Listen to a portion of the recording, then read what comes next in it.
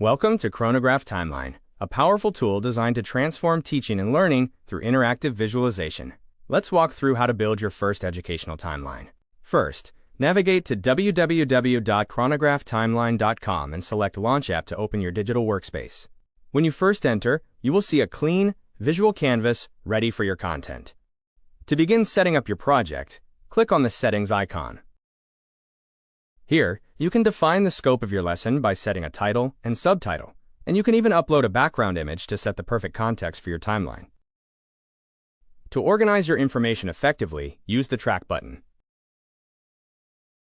This feature allows you to visualize multiple timelines simultaneously, an ideal way to categorize events by geographical regions or specific fields of study.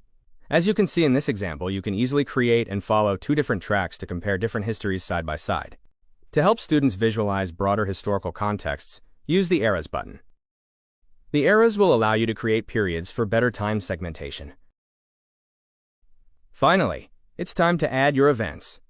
For each entry, you can provide a name and a detailed description, pinpoint a specific geographical location, and include a link to a reference article. To make the experience truly immersive, you can also add a related picture and embed a YouTube video directly.